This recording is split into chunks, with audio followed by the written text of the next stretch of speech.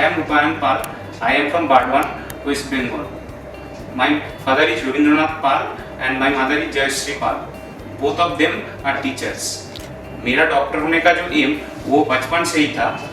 तो मैंने जो देखा कि हमारे देश को गठन करने में हमारे डॉक्टर्स का एक बहुत ही इम्पोर्टेंट रोल्स है। हमारे जो डॉक्टर्स हैं वो एक इंसान की जान बचाते हैं और इसलिए हमारे पास और मेरे पास भी वो they are like the gods of the society. So I grew a respect for the doctors from my childhood and I dreamed of becoming a AIMS doctor.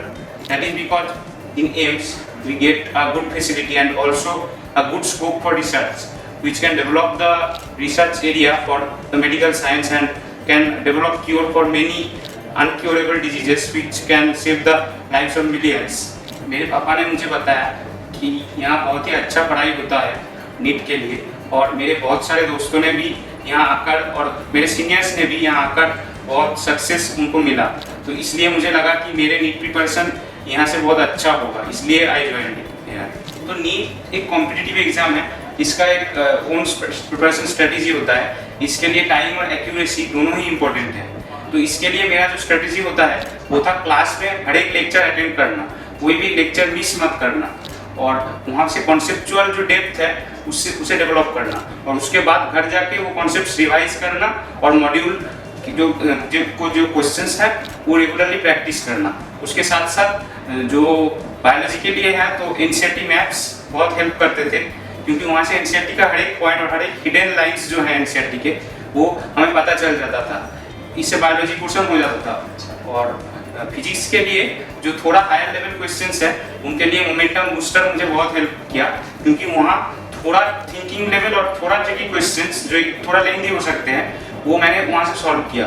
और इस बार नीट में जो जिस टाइप के क्वेश्चंस आए वो उससे मिलता जुलता है, इसलिए मुझे हेल्प मिला फिजिक्स में वहाँ से। तो बोर्ड्स के लिए मैं यही कहूँगा कि बोर्ड्स तो जरूरी है, लेकिन फिर भी एक नीट एस्पिरेंट को साल के पहले वाले पोर्शन में थोड़ा नीट पे ज़्यादा फोकस करना चाहिए।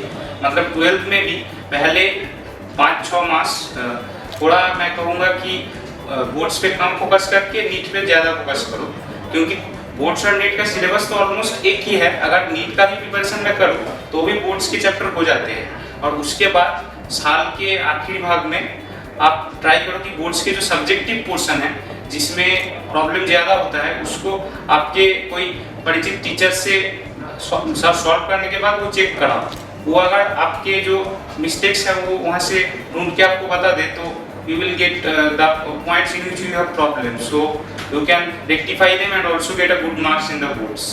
In a long 2-year NEET journey, we sometimes feel tired after long days of class at the evening or at the night. हमें तो टायर्ड तो लगता ही है और इसके लिए थोड़ा मनोरंजन के लिए कभी-कभी दोस्तों से या फैमिली मेम्बर्स से बात करना, हैविंग सम स्नैक्स समटाइम्स और कभी-कभी म्यूजिक सुनना, इससे हमारा जो मतलब टायर्ड फील वो चला जाता है। मतलब फिर स्टडी करने को जो एनर्जी रिक्वायर्ड है वो हमें मिल जाता था। The NEET aspirants will appear in the latter years. I will advise you that don't run after only just memorizing the NCERT.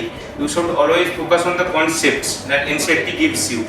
For that you have to attend all the classes और हर एक class में teacher के साथ interact करना भी बहुत जरूरी होता है।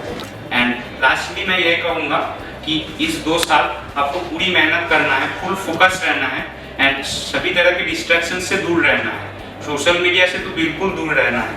And in this way you will achieve your ultimate goal and success.